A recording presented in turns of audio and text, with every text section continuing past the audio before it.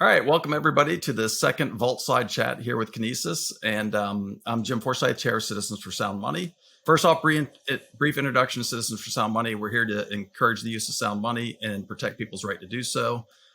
We can talk about that second part. We got some good updates on that. And our role here today is to facilitate a discussion between users of sound money, Kinesis users, and the company Kinesis. And on that regard, we're pleased to have here today Derek joining us. He runs the Kinesis user forums. He's done a great job with that. So welcome today, Derek. Thank you, sir. And Tom, over to you. If you would introduce the new members to the Vaultside chat, I think Jason and Andy. Yeah, certainly. Thanks for that, Jim. Thanks, everyone. Apologies, we're coming to you late as well. Been on 6 weeks of travel. It was a big 6 weeks, a very fruitful and rewarding 6 weeks. There was plenty of business, actually some really big wins in there, I would say. We put together a very large partnership in there. Also got to meet with you, Jim, and a few others, Jim, Rob, and of course a few others that are protected under NDA as well. But no, that was amazing meeting with you for the first time and running through the stuff that we needed to run through. That was amazing, it was a very fruitful business adventure, I would say. Also, within that, had a little 10-day break with my wife. It was our baby moon. Actually, my wife is pregnant and expecting in the not too distant future. So back to this. Yes, we've got a few new additions to the call today. We've got the one and only Andrew Maguire. Andy, welcome. Thank you for joining. That's my pleasure. And we've also got Jason Noorman, our CTO. Thanks, Tom. Yeah, we really wanted to have Jason on. We're going to talk some blockchain stuff, but Andy, before we dive into things, my understanding is you're really a big picture guy. So, and you've earned a lot of trust in the community. You want to talk a little bit about your experience with the Kinesis team? Yeah, and it's nice to see a lot of friends here. I'm really looking forward in the future to get the privilege of connecting with many, many more of you. But I just wanted to say, look, being around 50 years, I mean, I'm not, what I'm about to say, I don't say lightly. I am absolutely very proud to consider myself as just part of this world-class team. And I don't, as I say, this is a team I have learned to trust implicitly. And the idea of these Vaultside sessions is really to show you more of what I'm privileged to see. So I'm sorry, this is so exciting for me. I mean, I'm 24/7 here. I live and breathe Kinesis. This is a journey that we're all on. And I promise you, I'm not blowing smoke and mirrors here to tell you we're rewriting history. And we're leading that move back to a gold standard. And it's already being adopted by people all over the world, including governments, and not just the ones you know about, but ones to be announced. So thank you for having me on. I just wanted to make that statement because obviously my integrity is important to me. And I wanted to let you know that I trust Tom. I've known Tom since 2010. I walked out of the DOJ's doorstep and run into Tom. And the story started there. And today we're here and we're talking about drilling into details, which are unfathomable back then. This is fantastic. Thanks for having me, guys. No, thanks so much for coming. All right, so the first section we're going to just talk very briefly about. The idea was let's talk about what's happened since the last Vaultside, but focus on things that have, concrete things that have happened, especially linking it back to the discussions that we had. And so the first one of those really is last time we had a really great update from Eric. We've never really seen the details of all that's going on. And he talked about, passing legislation, the regulatory environment, and this is such a new thing. And so that's why things have taken a while. But he said you were constructing a vault and the next step, I think, was inspection, Eric. And my understanding is that's happened. Yeah, thanks, Jim. So a little bit of an Indonesian update.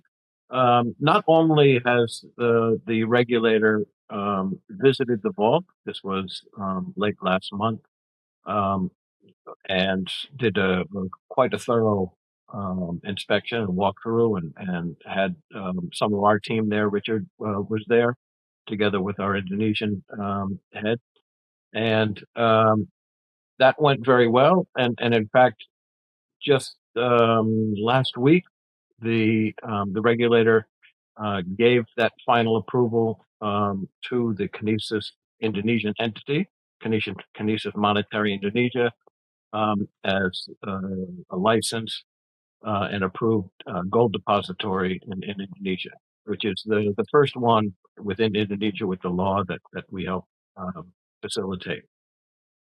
What that means is, much to our, we're happy about it, is it allows the applications, the mobile apps and desktop apps for the partners that we have in Indonesia to commence and to start to commercialize. So PAS Pay Gold has gone live. They've set a marketing budget for the balance of this year to ramp up. Initially, it'll be to roll out to their 45,000 plus internal employees and agents across the country. They've set some milestones for themselves. So over the summer, they expect that they'll have over 10,000 active accounts. And by the end of the year, the goal is to have 50,000 accounts. And that represents actually only 2.5% of PAS Pay. So this is PAS Pay Gold is part of the PAS Pay super app system.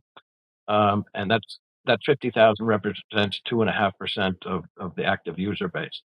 So once that internal, which is around the 45,000 plus, but 50,000 milestone is hit, then they start to go outside and market to the rest of the active users that they have. So there's a couple million of those. Internal first, external after. The balance of this year is to get everyone that's internal on board and start using, and then onward from there. At the same time, again, so this is we have a sequence of rollouts to happen. In July, the NU Gold app will go live. That is the NU is the 100 million member religious and social organization in Indonesia. And so that will start to ramp up as well. JFX, the national exchange, their application, which is mostly desktop because it goes to their members and institutional flow down rather than a mobile app for individual users. That is live as of this month, and they'll start to commercialize through the summer. So that's kind of where we're at. We're at the stage where we're really going to start commercialize, and it's nothing but upwards from here. Well, yeah, definitely congrats to you and the team for persevering through all this time. And it was interesting to get a glimpse of all the hard work and efforts that went through, as opposed to just kind of brief, concise statements on quarterly statements. So really appreciate this dialogue to get a glimpse on the inside. The other thing we talked about was quarterly audits, and you guys have made the switch, it sounds like. So Richard, you want to give us updates on the auditing?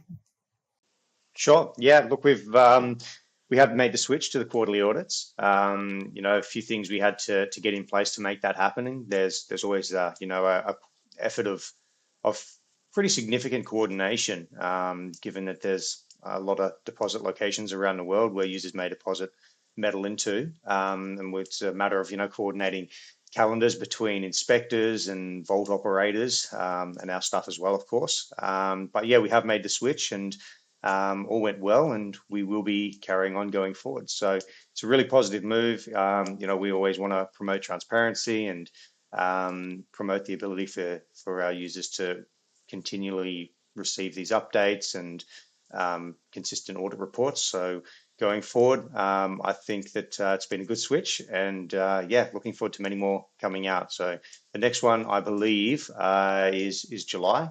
We'll be undertaking, so not too much longer, and the next one will be out after this. Gotcha.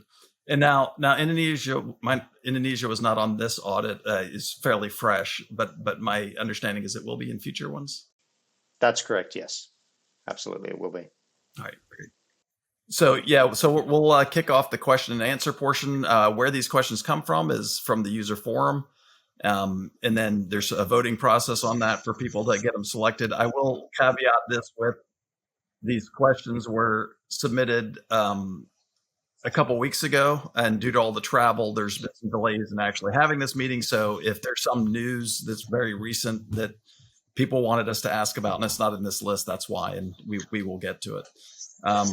So yeah, Derek, if you want to ask the first question, you can do that. Sure. Well, this one's probably for Jason. I am running what I think is the only watcher node. There may be some others, but people keep asking me what they can do to run an official voting node. When that happens, what sort of requirements are going to happen there? Is that something you're looking forward to? Is that going to be a long time coming? Are you eager to do it? Just address that generally. Yeah, thanks, Derek. Talking about the nodes, so what you're talking about is you want nodes that participate in the blockchain in consensus. In other words, that a transaction has occurred, can consensus be achieved by the nodes? Currently, for our node infrastructure, we run that across 4 continents, and we have those in clusters of machines, some of which by Kinesis, some are actually run by partners at the moment. To answer your question more specifically about, you're not the only one who's running a watcher node. We can actually see them, and we encourage the community to do that. We basically open source all of our technology, and anyone can stand up a watcher node at any time. To participate in consensus is a little bit more interesting. So there's a couple of things that need to happen. So one is, yes, we allow it. If someone really wants to do that, however, there are some considerations around that. One is you'll need to run a cluster of machines, so it's not just an individual machine.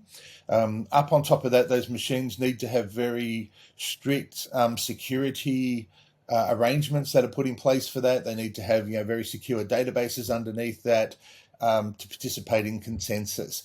We have our consensus model is basically run by we designate the number of nodes that need to agree on consensus before a transaction occurs.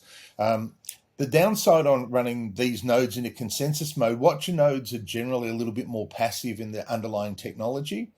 But if you want a consensus node, that means that you need to be in lockstep with us, 24/7 availability.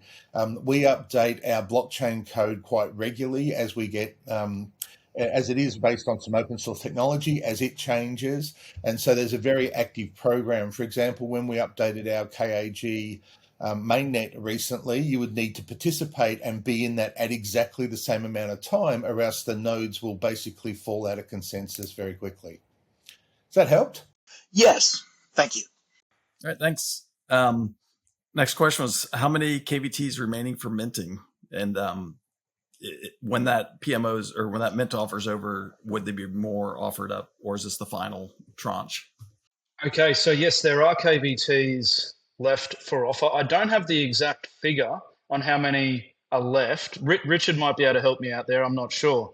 But I know that there are some.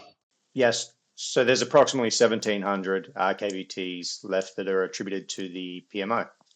And as far as offering another PMO, no, that won't be happening. So this is it. This is the final one. And that does coincide with basically the laying of our final foundations as far as being the core foundations of the system. So yeah, that's there's no need for any more PMOs or anything like that. So that's it. Once those run out, that's it. So the next one was just about spreads and weekends, and so far as people using the virtual debit card not quite getting good pricing on the weekend, which is perhaps when they use the card a lot, and just maybe a projection on where we see spreads going as activity increases. Yeah, exactly. I mean, look, obviously spreads are going to be wider on the weekend unless we take a firm capital position during that time period. So that will be kind of a strategic decision as to when we provide additional capital in the ecosystem so that we can bring the spreads in. But market makers are reliant on the market that they support, right? And if on weekends the pricing is wide, what can we do except be inside those? But that there's a cost to that. So Tom can speak to when that junction might happen where we can put more capital in to say, okay, we can keep weekends a little more tighter. Yeah. Okay. Thanks for that, Eric. All right, thank you. That's exciting news. So next question is: Are further cryptos planned to be added to the KMS platform, or will that focus move more towards Kinesis Pro? And then for any added, what would be the criteria? Yeah, no more cryptos to be added to the KMS, the Kinesis core platform. So, and in fact, if there's going to be some movement there, it will be in reducing the amount of cryptos. We've got some plans to pull some away. But yes, for Kinesis Pro, there will be additional cryptos on there. That whole component of the business is designed to target that market, basically the digital currency and cryptocurrency market. So that's where that's positioned, and we'll be catering for that there. There's also commercialization strategies associated with that. We're working with a number of partners. I don't want to disclose too much. I need to protect NDAs here and stuff like that, that are liquidity providers in the space, that offer liquidity services to different cryptocurrencies and call it, decentralized finance businesses out there. And so there'll be a sequential process with regards to Kinesis Pro. I just want everyone to understand that we're not going out, big bang, here's everything all at once. There will be a core solution launched in the first instance, and then from there we'll actually be growing it. And there's partners that we'll be growing it with. Let's put it that way. So, Tom, you mentioned that some cryptos may be withdrawn. I know that there had been some discussion about in the forum about USDT. Are you able to say anything about the current thinking on that? I can. So, in response to that, we actually just started to build into the core system permissions associated with, let's say, turning different pairs and cryptocurrencies off. It might be per region or according to different permissions. So, Jason, I might have you comment quickly on that, just on those permissions. And so instead of just hard coding and stripping out a certain cryptocurrency, we decided to take the step of actually just going to the next step and building out permissions. And with that, we will be removing certain cryptocurrencies. Like one of those that's contentious at this moment is USDT, and there might be one or two others. But anyway, Jason, I might get you to comment just quickly on the permission side. Yeah, sure. You cheeky.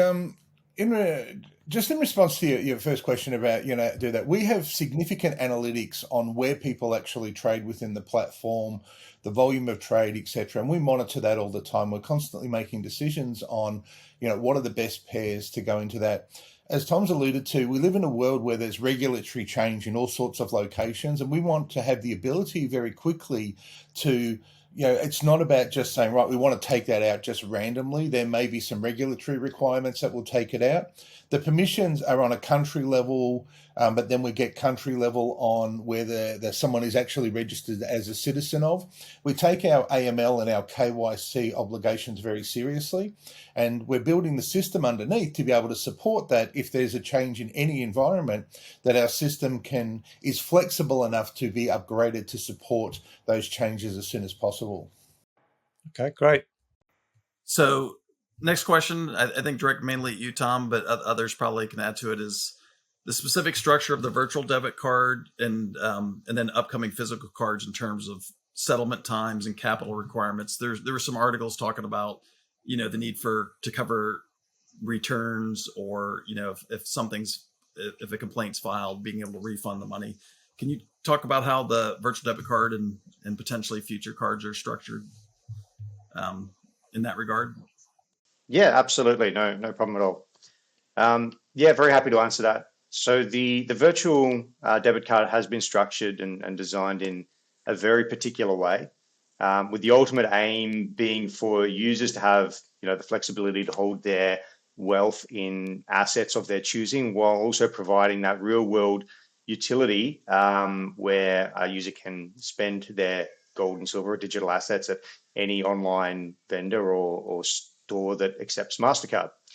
We didn't want to go down the path where users needed to constantly sell assets and sit on a physical fiat balance for a prolonged period of time on the card in order to settle a purchase. So what we've put in place is a model that allows users to basically hold their gold and silver, KAU or KAG or any other digital assets, should they choose, right up until the very moment before a MasterCard purchase is made. Now, at a high level, when the user is at a checkout and they tap their phone with Google Pay, or if they're enter the details at an online store through a payment gateway, a check is made via API to ensure there's adequate balance in a user's KMS account to fulfill the purchase value. And on confirmation of this, the appropriate asset per the user's nomination is liquidated in their KMS account, with the funds being moved then into a settlement account. The user's card is then funded with the value of the sale proceeds, and the transaction is processed. So this all occurs, in a matter of seconds. And the result is a seamless experience where the user is able to have a very efficient way of purchasing goods and silver using a card linked to gold and silver holdings or any other digital assets, of course. With regards to, refunds and processing, all of that, there absolutely are processes in place. There's always adequate, capital and behind anything like that, of course, because, with refunds, it's essentially a reversal of a transaction, with the funds coming, back into settlement account and then back into user accounts. So yeah, look, we've absolutely processed refunds, quite a few of them to this day. We do have the internal policies and procedures around all of that. And it's something that, I think we're doing a pretty good job on right now. But of course, like anything, we're always looking for ways to make it more robust. And it's going to be a similar sort of model as well with other physical cards that are launched and anything that has that kind of fiat touch to it as well. It's certainly something we do always consider prior to launch, and something we take a great deal of pride in delivering. And just adding to that as well, just on the cards. So yes, we have the virtual debit card live. Is it in 61 countries at the moment, I believe? That's taken a little bit longer to obviously launch in the first instance and then roll out sequentially. That is somewhat of a product of recent crackdown in, I guess, the crypto and banking sphere, and a changing of policies. But it's all coming, and the second phase is not far away. So we'll be bringing online new regions, which is very exciting. That's for the virtual debit card. It will ultimately span basically the non-sanctioned world. And then we're scheduled to go into beta for the physical European and UK card on the 30th of June. So that'll be a beta. They'll be testing for a little bit, and then subsequent to that, rolling out. So that's for the physical cards. In addition to that, we are looking at launching like a metal, like basically VIP type, like high spend card program. And that'll also have certain rewards attached to it that you would conventionally see, like on a credit card, including concierge and a rewards program attached to it. So that's quite exciting as well. We've got our US program there it will be going into basically the development phase post the launch of the European one. So then comes the US card. And yeah, I mean, I can go into the banking side and stuff like that. I mean, we have reached a point now where it looks like in very short order we're going to have bank accounts all around the world, and that ties into the different entities that we've spun up to be regulated.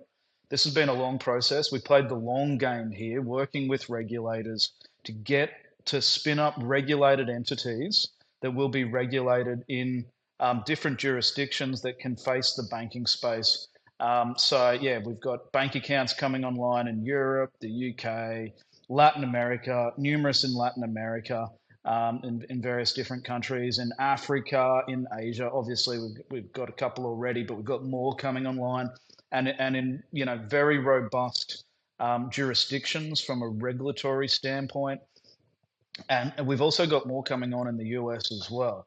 So the onboarding of Fiat is obviously something very important, just like the onboarding of users into the system as well. And we've also got improvements happening there as well, which we can dive into on the KYC side. So yeah, there's lots of developments coming. We know how important it is. These are what I consider to be core foundations, frankly. Like we need to be able to onboard users, and we need to be able to onboard Fiat. So that's something core. It's all coming. We've been working on it day and night, and yeah, there's a lot of movement there, and also the movement is connected to a certain extent to partnerships that we've recently made in the banking and asset management space as well. All right, thank you. Cheeky, did you have a follow-up question on that? Any of that? Sure. Right. So with I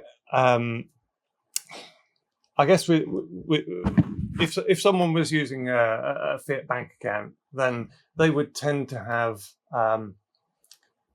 their spending money in a checking or current account, and they'd separate off their savings money so that not all of their net worth in the bank was spendable on a card. So is there a way that some sort of facility could be provided that to separate out within your KMS account your spendable balance from your savings balance, if you like? And I know you can sort of do this with transferring to a cool wallet and transferring back, but it would be nice for people that don't want to get into that they could just have a safe balance that isn't accessible to the card. Is that something that could be considered? Certainly is. That might be a good one for Jason, actually. It's tied into another project that we're working on. So, Jason, I'll hand that one to you. Yeah, Yajiki, this is it's a really good point, and we've thought about this a lot. So what we're talking about here is your ability to virtually petition your Kinesis, holdings, right? It's something that we've thought about. It's definitely on the roadmap. It's actually really hard to do because what we didn't want to do was petition it in such a way that you incur fees by moving between your wallets. So what we've been working on is a way on how can you petition your, say your account, and to say this wants to be your savings account, your Christmas account, your virtual debit card account. It is something that's definitely on the roadmap. We are working through it. And that needs to play really cleanly into the way that our virtual card works. About we give every client the ability to prioritize how do they want to liquidate what assets in what order. So it's not just a one size fits all. It's about saying, look, I want to have my KAU, KAG, my BTC or other within that order, and it all needs to fit into that together. It is something that we're, like I said, it's on the roadmap. We know that there's a need for it. We know there's a demand, and it's something that we're working towards. Okay, that's great. Yeah, next one's for me. So I have a question on how the yields are processed. Can you comment? First of all, there's been a question about how the holders yield in 2022 changed relative to before that. With regards to calculation, and then also, is it possible or conceivable that yields could be paid on a daily basis or in a more frequent basis than monthly? Yeah, thanks for that, Rhino. So I can tell you that our systems are not currently set up to be paying the yields on a daily basis. So they're just set up to pay it on a monthly basis. There's a little bit involved. It's not necessarily all automated at this point in time. There's a number of different things that need to be reconciled and verified before it goes into payment. So to step through those different components as well from the very start, I'll firstly hand it to Rich, and Rich might then want to hand it over to Jason. Sure thing. Thanks, Tom. Yeah, absolutely. You know, large portion of it is automated, but there are a lot of checks that go into place. You know, at a user level, certainly something that's not automated. Well, a lot of it isn't. Is a user must be KYC'd, so they do have to go through that process manually themselves, of course, to set up a KMS account. It's not just a matter of holding KAU, KAG, or KVT. Really, a user must have a KYC'd KMS account to be eligible for yields. So in order to do that, they do need to go through the process. A large portion of it is automated, but of course there's always checks and balances that must take place with that sort of stuff.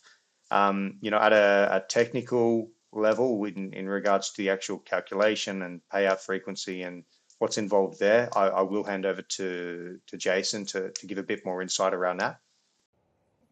Yeah, thanks, Rich. Rhino, great question. The yield process for us is it's incredibly complex, and that's for a number of reasons. One is the process at the moment is the calculation, as Rich has pointed out, is all automated.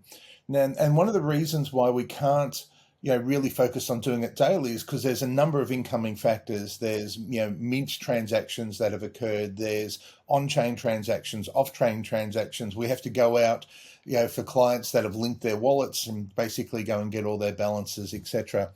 The process as it happens at the moment is, yes, the machines are automated. It's run at exactly 12:00. I think it's about 2 seconds past midnight on the 1st. We get a very large file of all of the payments, what that would look like once that's been processed. That file then comes to myself. It also goes to Richard's team. We then run through independently, and we've got a series of which is all that doesn't make sense. Do all the numbers line up? Do they match up? I then go and run my database queries independently of the process. We'll also have Rich's team through both through compliance and also through operations. They all come to that. We'll come together generally the first day, so on the 1st of the month. That will then get aggregated together. If there's any discrepancies, we will generally stop them at that point. We'll go back and just say, look, if there's some external wallet activity that we need to come and have another look at. Once that's been done, once we're all in agreement and consensus, the machine will then go through and basically process all the yields. With us running multiple yields and the way that we collect, it's actually quite complex. I think if we were, because of the checking process, so whilst we believe, and the machines pretty much get it right all the time, what we do the actual checking process for us can take several hours. So our ability to do that on a daily basis is At this stage, it would probably be too much effort because we'd finish one and then we'd need to roll over onto the next one. So we'd need to have a team that's on that, kind of full time, which would be a little bit problematic. So that's why we've elected to go for monthly. It does make sense for us. Can we do it on a more frequent basis? Look, I think we'll assess that over time as it becomes much more automated. All right. So very excited recently with the listings on CoinMarketCap and CoinGecko, and just making the bookkeeping easier. I run a business account, a personal account. I do a bunch of bookkeeping for others. So we're excited about that progress. Two questions. One, can you elaborate on the plans for APIs to these services like coin tracking to be established, and some other apps other than that one? And then secondly, where do you see reporting, tax reporting internally going, so far as coming up with a service such as coin tracking that would be within each person's account? Okay. So completely understand the importance of this. It's critical. From the individual level to the business level, it's obviously critical for people to be able to, do their books and do their taxes. That's of critical importance. Of course, there are capabilities to do it now. Now that CoinMarketCap has come, that brings the ability to stream in data into different tax platforms out there. As far as API integration, we have been working on our APIs. In fact, we're working on our Fix API at the moment. That's going to enable greater platform integration across the board. As far as the specific project of integrating into coin tracking and these programs, I know that they are on the roadmap. Where exactly they are at this point, I don't believe that we have it as like an imminent project for delivery. Rich, Jason, do you guys want to comment on that? Yeah, that's correct. It's not scheduled for an immediate release or anything like that, but it is something that we do have there in the backlog. We will be rolling out to other platforms that integrate at producing tax reports and whatnot. And we also we also are building on our own internal reporting abilities as well. So we do have some presently which are adequate for most, but we do want to also improve on that, of course. So we do want to build on that as well going forward. And Rich, the only thing I'll add to that, look, I think to be very clear, our intention is to provide our community with all the data they need to be able to run and operate their accounts with us. If there's some API data, for example, that's not available, our intention is to make it available. We don't want to hold that as proprietary. We want to give everyone they need. I think the hard part with that is that Kinesis can't provide taxation advice. And when we service so many different countries, our ability to provide tax reports for every jurisdiction is kind of going to be nigh on impossible. So by working with the likes of the coin tracking and the CoinGecko and making our pricing available, we see that as a mechanism to make that possible. And again, just reiterating that we want to give all of our clients, if there's some specific data that we don't include in our exports, let us know, and we'll see what we can do about getting that in as soon as possible. But as Richard said, it is something that we're aware of. It's something on the roadmap, but there's no projects imminent to come up with our global solve all, tax, requirements for the community. That's a really big ask. Okay, can I ask a follow-up? Jason, this is to you probably. So one of the things in the coin tracking extract that's taking a lot of time is capturing memos, which are essential to understand why an in or an out occurred. Would it be possible to add that to the coin tracking extract, not only on the receiver's end, but on the sender's end as well? Of course. Let me have a look at it. I think it's We have our memos, for example, if you go into the KMS under the transactions, you'll see that we do put the memos in the transactions.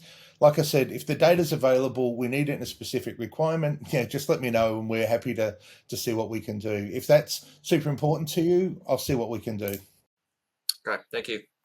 So just a quick follow-up on the question of APIs with these tax reporting apps. I think now that we're at the stage where the pricing data is in CoinGecko and CoinMarketCap, it's probably more a matter of communicating to these app providers and getting them to build the API to Kinesis. Yeah. So and they do that. I mean, for instance, coin tracking does that. So there probably just needs to be a connection made to those providers and say, well, can you build us the API? Here's the information that you need. So Yuchiki, I think the response to that is, as Rich has pointed out, there are some projects on the roadmap that we're aware of that. I think we know they're important. It's about, how do we get that into prioritization? How can we work with these partners? What would that look like? It's something that, we agree. We're working on it and it is in the roadmap. Okay, fine. Just talking about roadmap as well, gentlemen, I might just interject here just to bring some context. We have a large team. The tech side of our team is quite significant. It's made up of internal team members as well as outsourced teams as well. We've got 3 outsourced teams.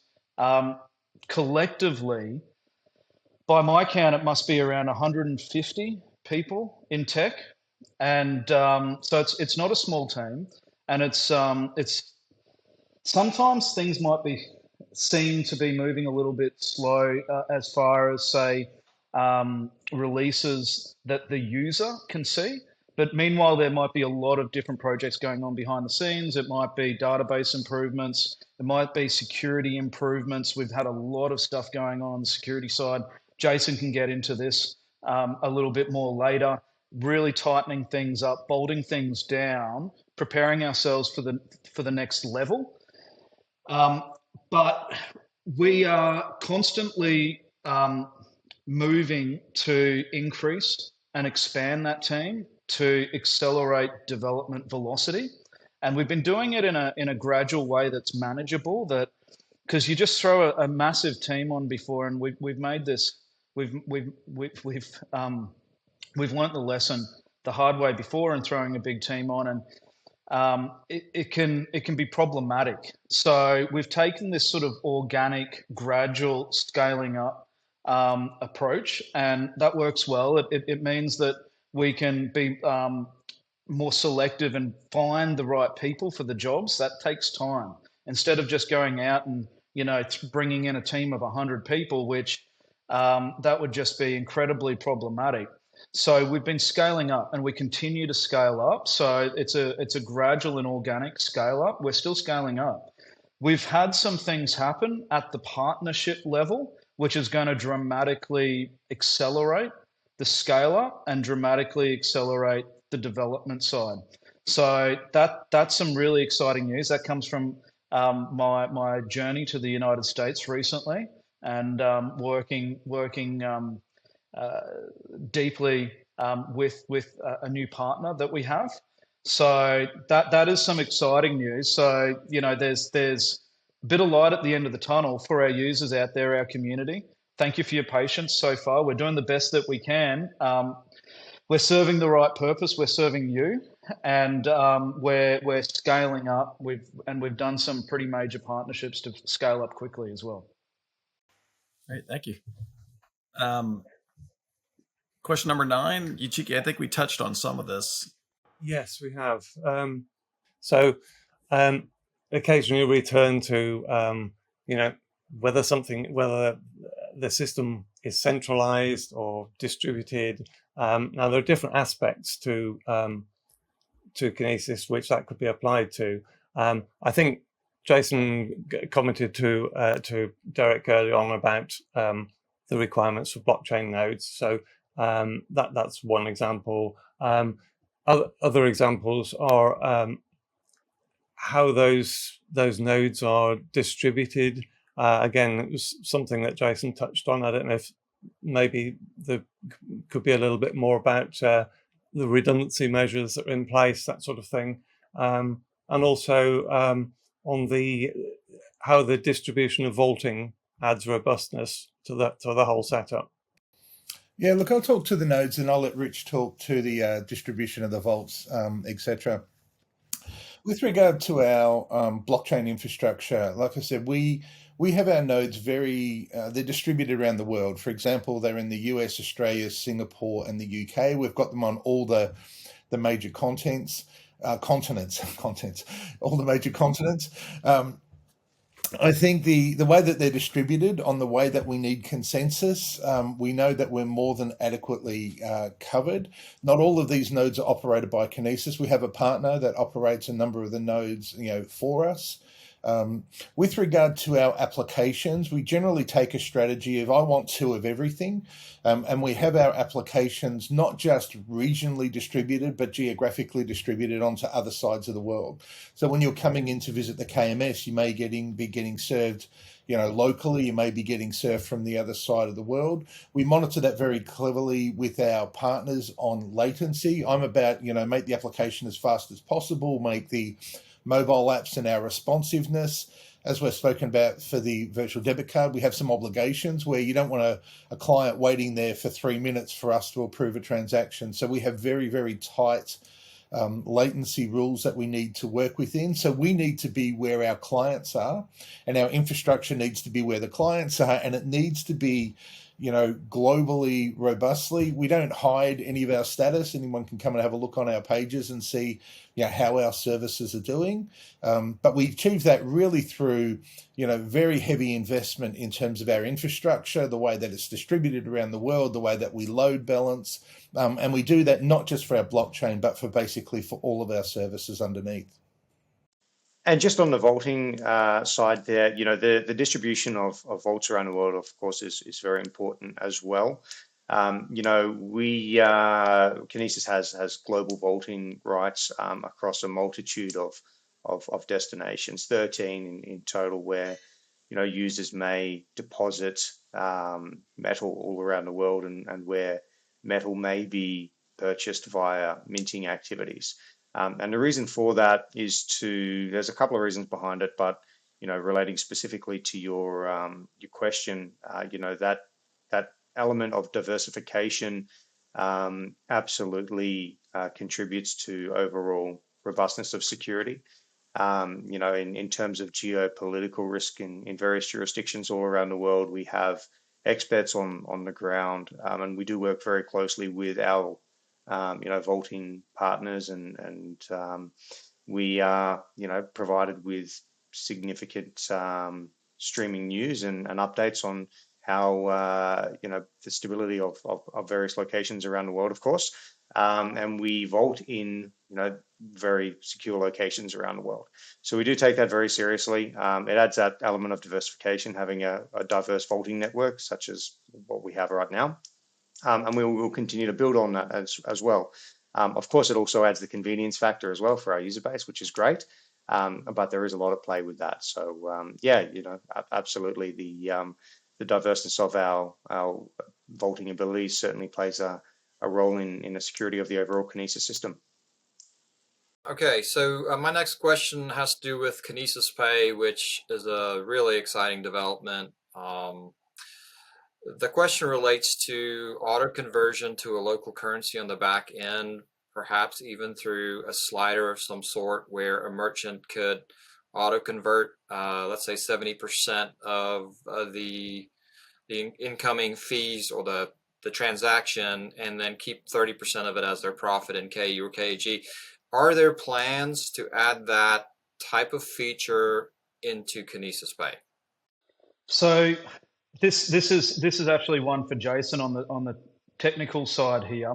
But let me just comment briefly before I hand over to Jason just on Kinesis Pay and why it is so important to the Kinesis system, the Kinesis monetary system. One, because it takes basically the facilities to the merchant.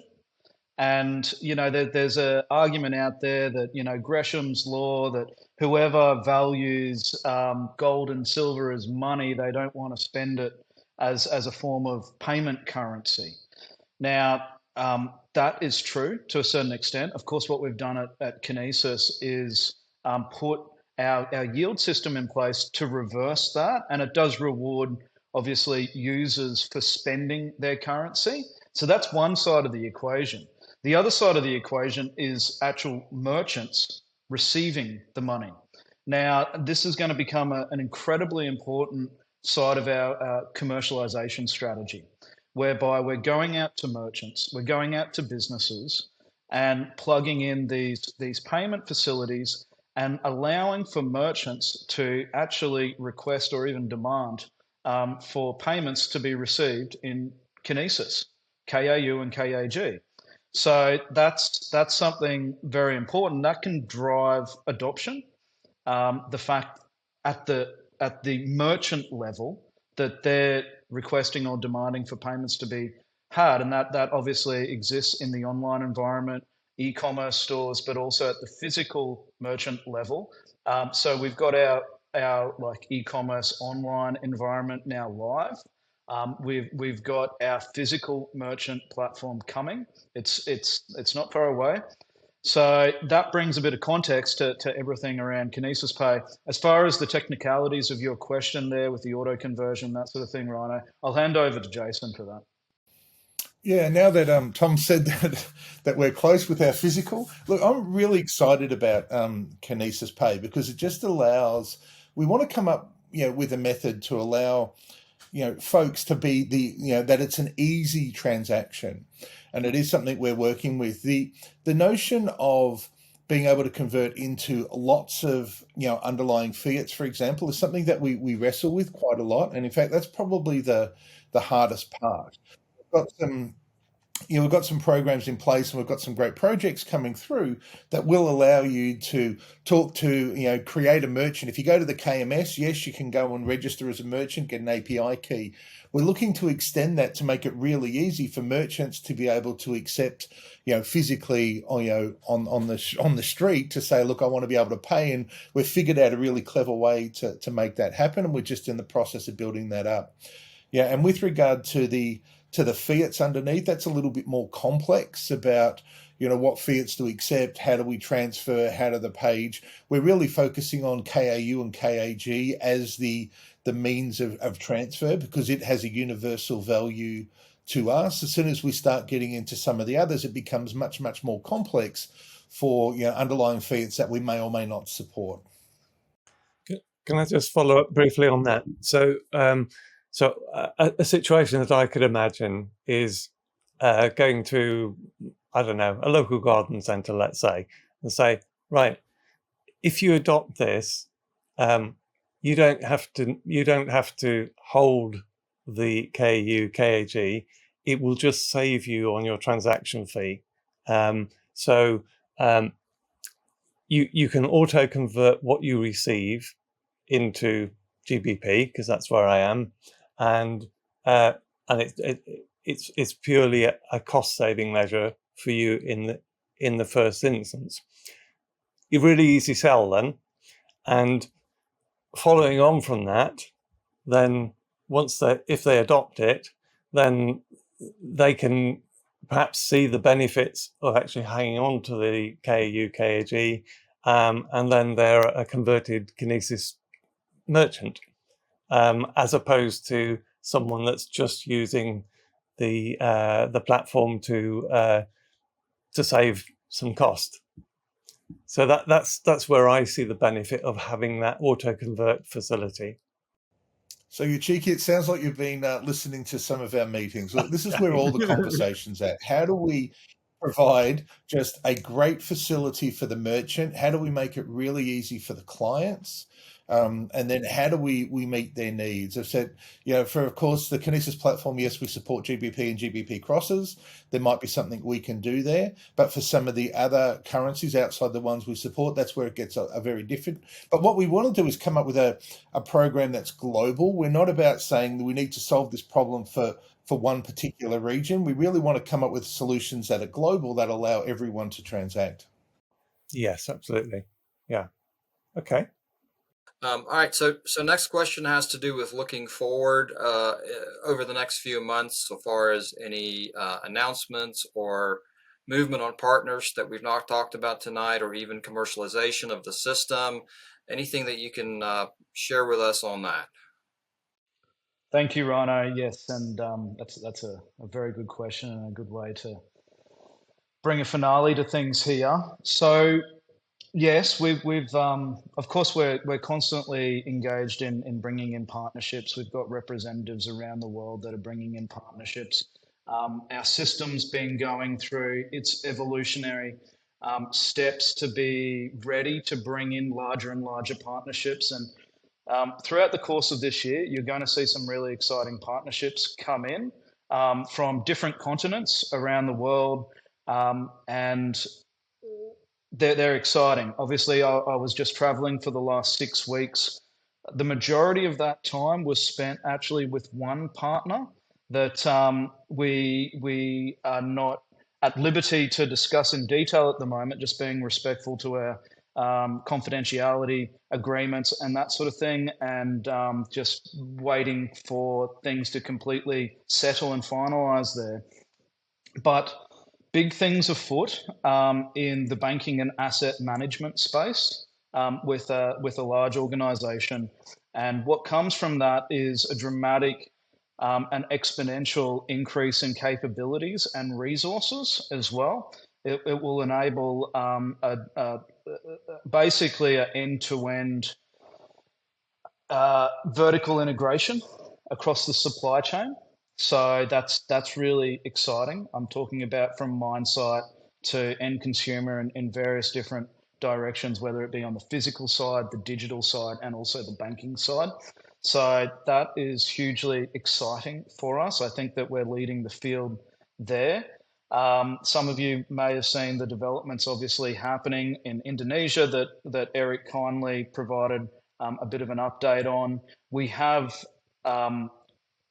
launches and announcements and openings coming there as now basically the final ingredients for basically go time in Indonesia has now occurred. So there's like a grand opening it's scheduled for the second half of July. I'll be making my way into Indonesia for it. Eric will be there. There'll actually even be delegations from other countries there as well, which is extremely exciting.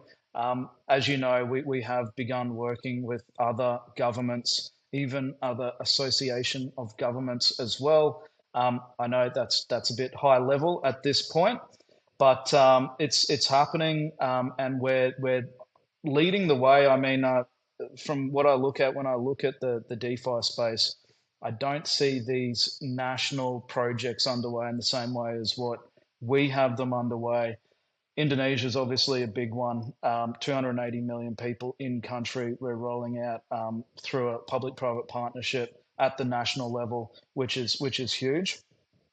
So, with regards to this this other partnership, just circling back on that we've been working on, what that will bring in is full banking capabilities. It'll be sequential in different parts of the world.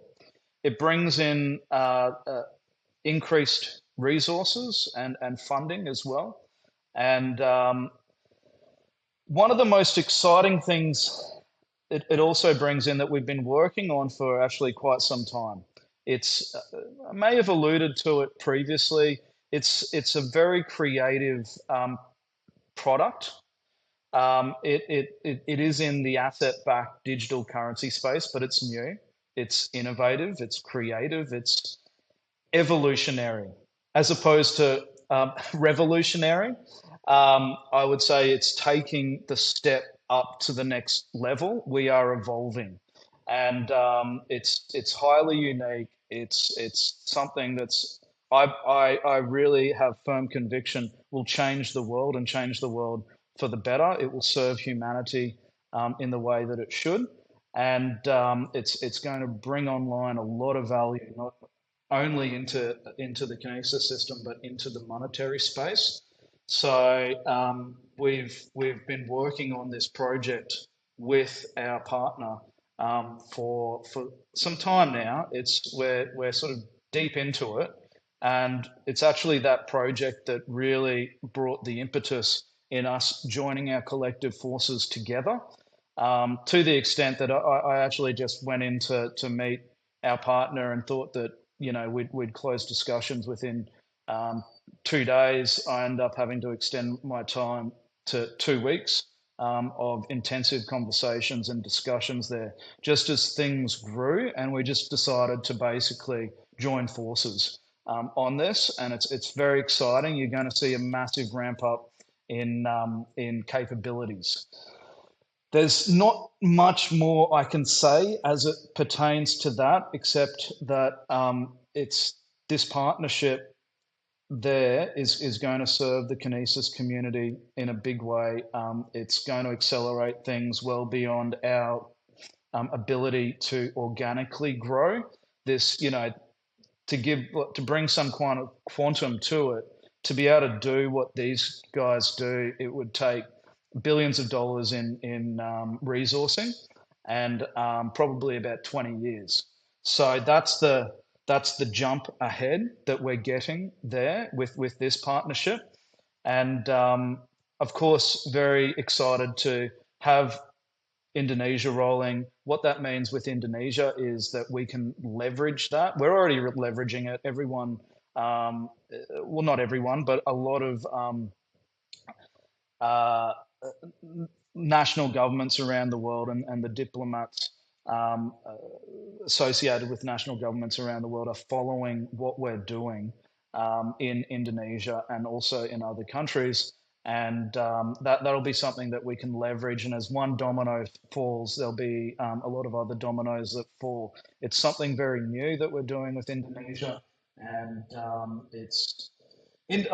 must say that Indonesia's taken much longer than what we initially envisaged.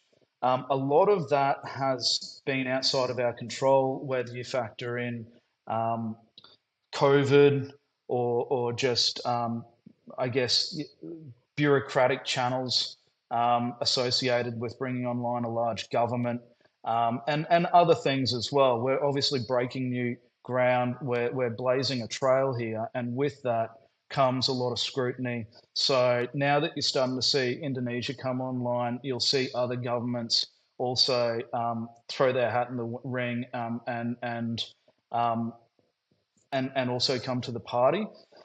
So really exciting times for us. I also alluded to as well, getting down into sort of more granular detail as far as core foundational mechanics associated with the system. There'll be easier onboarding of customers and easier on-ramping of capital.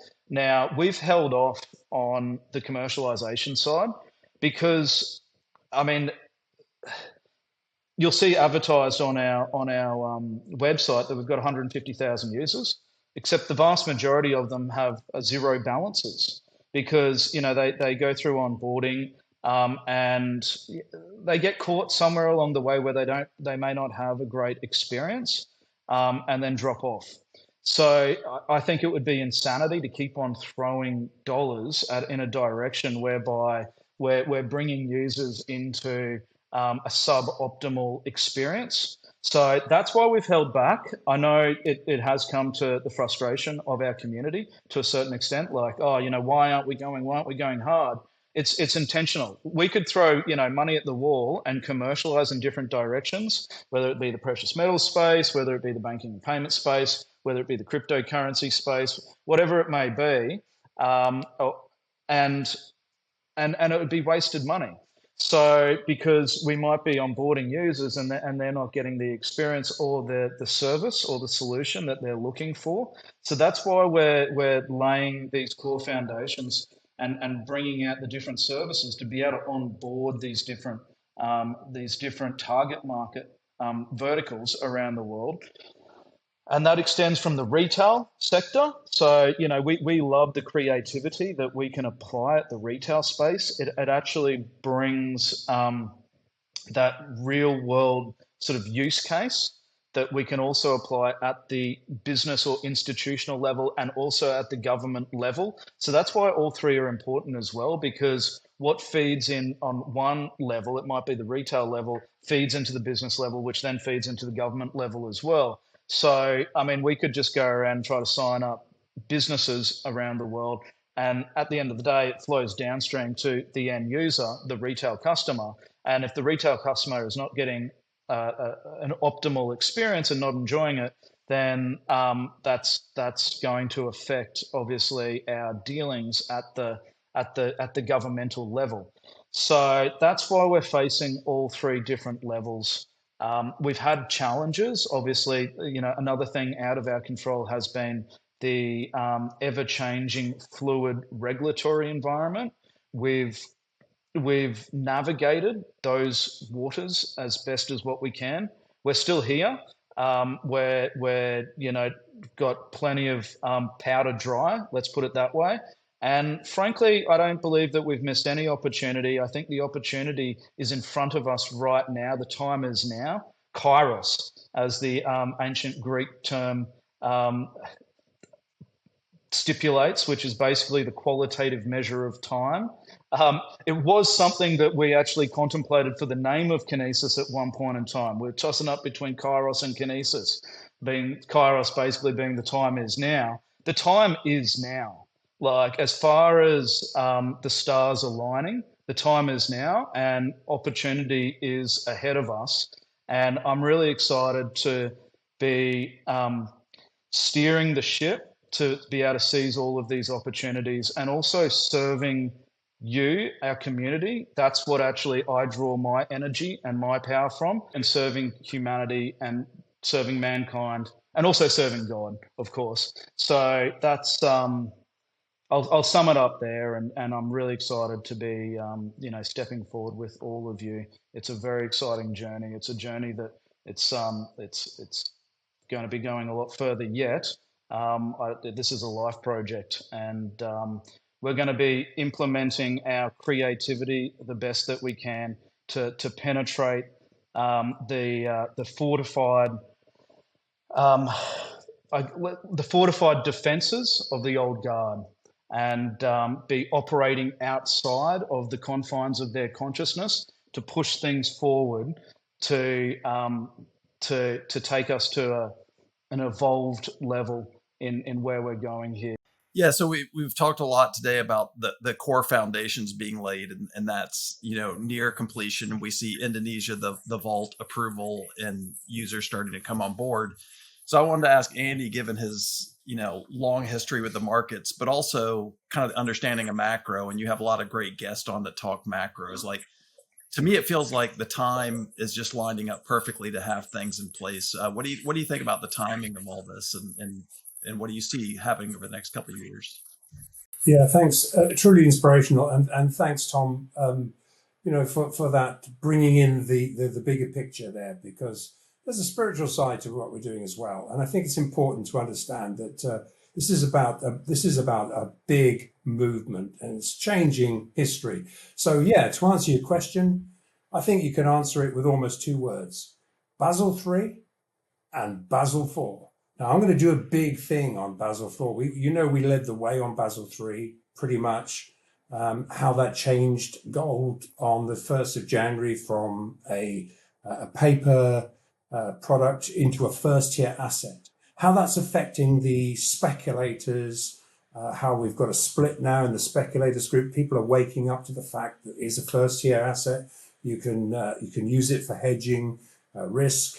And we're seeing a real dilution of the paper market. This could never have happened without Basel III. Basel IV is going to be even more bullish for gold. And essentially, it also is a wake-up call. And I think I'm going to go into a lot of detail about this, and nobody's really talking about this, but this is a huge tectonic shift. What's going to happen with Basel IV, if they get their way, essentially, we're talking about banks, basically, banks actually are going to incur massive 50% haircuts. This is scheduled. This is an incentive, really, for us to secure our physical assets now, as soon as possible, within the next 3 years. This is what Basel IV is going to bring. There's a ton of stuff to it, but so really bullish. Basel III changed the game. Basel IV is going to be a real incentive, and it is why central banks all over the world, including the Bank of International Settlements themselves, are going long physical gold. And we want to be on board. We're on board. We have a wind at our backs here. This is an amazing time. So yeah, I'm very, very positive about this. I just go back to what is actually truth. And this is what keeps our team together in basically a cohesive way in aligning our purpose. And this has been consistent for us since the very beginning, whether you look at the blueprint, whether you also look at, say, the messages on our bullion products and stuff like that. We're trying to subtly show what we stand for from that sort of higher purpose level. And as we become bigger and we grow, and we will continue to receive attack, I'm sure of it. But I want our community to just really understand that we are serving them. We're serving a higher purpose, and that's how we push through together. So we're doing the best that we can on all the technical elements, all the technical components. We'll continue to improve, but just as far as truth is concerned, going back to who we're actually serving, where we're drawing that energy from is incredibly important, in my view. All right. Well, Tom and the whole team really appreciate your time, taking this much time together to talk to us, and on behalf of the community. And thanks to the community for all the questions they put forward. I don't think we were able to get to them all, but because it's been a little while. But we can keep working on the questions in the next Vaultside. So really appreciate everybody's time today. Thank you.